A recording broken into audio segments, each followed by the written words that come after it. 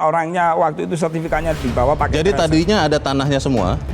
Tadinya ada tanahnya semua dan betul. Habis semua sekarang? Nah, terus jadi air begitu semua? kami sampaikan kepada pihak. Jadi habis semua air? Habis semua kepada pihak. Tanah 92 hektar? Habis semua. Kemakan ombak semua? Kemakan ombak semua. Selama berapa tahun? Nah, untuk tahunnya kami tidak tahu ya. Surat tanahnya tahun berapa? Nah, kami tidak ngecek, kami sampaikan, minta tolong kepada kami untuk dijual kepada PT. Saya sebutkan aja PT PIK. Ini banyak sekali pengkhianat yang membela mengatakan itu laut tenggelam, itu sawah tenggelam, itu pengkhianat itu. Yang terjadi ini di luar jauh PIK 2, jelas itu penggarongan. Gitu. Kenapa aparat kok diam? Dan ini sudah jelas ya, ada indikasinya dua. Satu, tindak pidana umum, mungkin pemagaran itu bisa dianggap tindak pidana umum kalau melibatkan rakyat yang mungkin karena dibayar, rakyatnya yang melakukan pemagaran itu yang melakukan tindak pidana. Tapi yang memerintahkan aktor intelektualnya dan kantor pemerintahnya itu pasti berkolusi.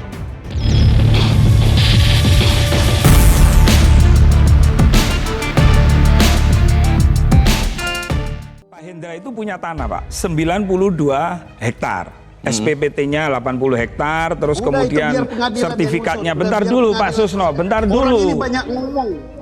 Bentar dulu Pak Susno. Pak Susno, kita beri kesempatan. Gak boleh otoriter Pak Susno. Oke, Gus Rofi langsung lanjutkan saja. Saya ini mau cerita. Gus Rofi lanjutkan saja bicaranya. Jadi begini, Pak Hendra itu menawarkan tanahnya karena dianggap saya berkomunikasi, kan saya mengadvokasi tuh menawarkan masyarakat. Tanah kepada? Minta tolong kepada kami untuk dijual kepada PT. Saya sebutkan aja PT PIK.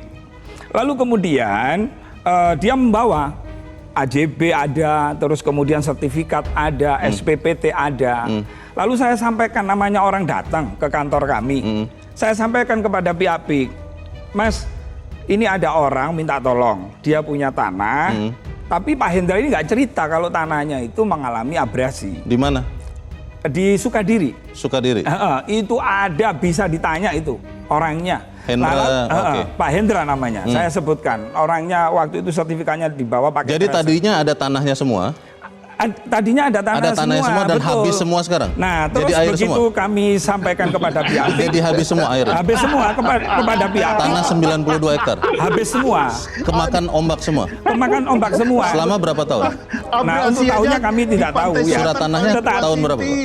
Nah, kami tidak ngecek, kami sampaikan, pihak PIK ngomong, kalau tanah itu mengalami atau berbau air laut, kami tidak siap. Kalau tanah berbau air laut? Berbau air Maksudnya laut. berbau air laut bagaimana? Ya, seperti kayak tenggelam itu. Ini banyak sekali pengkhianat yang membela mengatakan itu laut tenggelam, itu sawah tenggelam, itu pengkhianat itu. Yang disampaikan Pak Susno ya, beliau ini kan mantan Kabar Reskrim ya, seorang polisi seperti hakim jalanan. Saya miris ya mendengar keterangan Pak Susno. Jangan bilang saya hakim jalanan.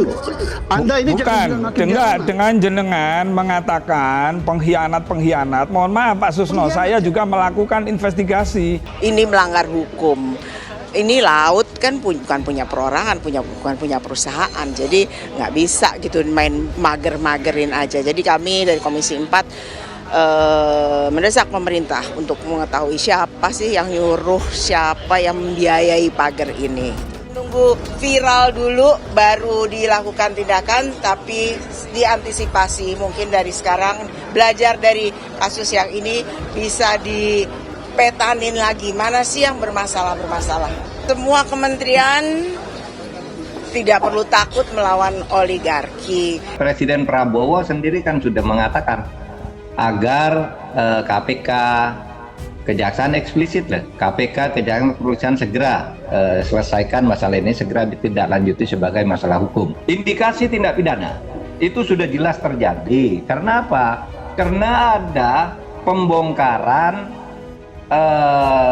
pagar, berarti karena melanggar, itu kan tindakan melanggar hukum, membuat pagar itu sehingga harus dibongkar secara paksa. Yang kedua, ditemukan beberapa surat izin dan surat HGB, sertifikat HGB, itu jelas melanggar karena di dalam putusan MK nomor 3 tahun 2010 yang membatalkan pasal-pasal tertentu dari Undang-Undang nomor 27 tahun 2007 tentang pengusahaan perairan pesisir, hak penguasaan pesisir, Dan Undang-Undang Nomor 1 tahun 2014 itu melarang pemberian hak pengusahaan kepada korporasi swasta atau kepada perseorangan. Itu harus sepenuhnya dikuasai oleh negara sesuai dengan pasal 33 dan tidak boleh menutup akses pencarian kehidupan ekonomi terhadap para nelayan.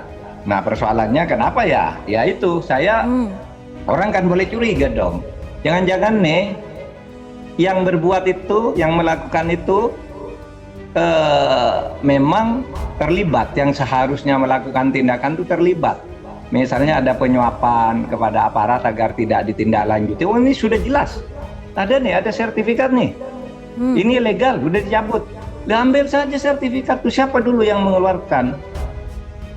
Kantor mana yang mengeluarkan? Siapa yang tanda tangan? Panggil orangnya. Gitu. Nah, itu yang seharusnya dilakukan. Dan ini sudah jelas ya, ada indikasinya dua. Satu, tindak pidana umum. Mungkin pemagaran itu bisa dianggap tindak pidana umum kalau melibatkan rakyat yang mungkin karena dibayar, rakyatnya yang melakukan pemagaran itu yang melakukan tindak pidana. Tapi yang memerintahkan, aktor intelektualnya dan kantor pemerintahnya itu pasti berkolusi. Pasti berkolusi. Kenapa sampai keluar seperti itu? Pak Prabowo sudah menyebut 3 institusi penegak hukum bertindak, tapi kok pada diem gitu? Ada yang nunggu laporan, ada yang saling lempar dan sebagainya. Ini sebenarnya penanganan tidak benar. Saya malah menjadi curiga. Ini mungkin satu kaitan panjang dengan peristiwa pasir. Yang terjadi ini di luar jauh PEK 2. Jelas itu penggarongan. Gitu. Kenapa aparat kok diam? Ketika saya melihat pertama berita itu, saya langsung bilang, waduh, saya jadi wamen dulu, pernah mencoba memperbaiki institusi ini, ternyata masih ada kelompok-kelompok jahiliyahnya nih yang masih berbuat suatu hal yang nggak baik. Tapi menurut saya begini, ini lagi-lagi soal politis ya. Ini seolah di framing dilakukan oleh Pak Presiden Jokowi misalnya. Saya ingin mengatakan gini, Mbak, Pak Presiden Jokowi itu justru adalah orang yang sangat visioner, bahkan revolusioner dalam konteks manajemen pertahanan di Indonesia. Jadi kalau masih ada kecolongan seperti ini, tiba-tiba ada hak guna bangunan di atas laut, itu tindak aja. Tapi Bang Raja mengatakan Hakul yakin ini tidak ada menteri, wakil menteri. Nggak itu mungkin. Nggak tahu. Nggak mungkin. Nggak tahu soal pengeluaran sertifikat itu. 6-7 juta sertifikat diproduksi 1 tahun. Artinya ketika saya jadi wamen 2 tahun aja ada 14 juta sertifikat. Apakah ada di, saya tahu. Kepala desanya kan sudah bisa ditangkap kan? Dokumen palsunya udah banyak dan ada masyarakat yang mengatakan KTP-nya dipinjam, diapakan, suruh mengaku itu udah bisa dari kepala desa ditangkap, kemudian dari orang pihak agraria atau BPN ATR-nya sudah diumumkan Pak Nusron tangkap juga, kemudian notaris menjual belikan laut itu ditangkap juga. Kemudian siapa pembelinya? Nggak usah takut sama pengusaha besar. Nah ini kedaulatan negara loh ya.